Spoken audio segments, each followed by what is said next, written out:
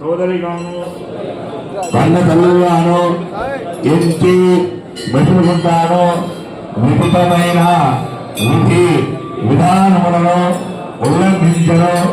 స్వామి అని పిలిపించుకుని నేను పావనమైన ముద్రణాలను ధరించుతున్నాను. తండ్రి అయ్యప్ప స్వామి ఇళ్ళ మీద బాయిందు ఉండి మమ్ములను సన్మార్గమున నడిపించే భారము నీవే స్వామి. స్వామియే శరణయ్యప్ప. కన్నసాగు కన్నసాగు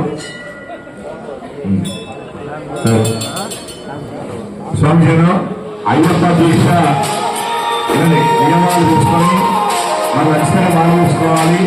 మాలు తీసుకున్న తర్వాత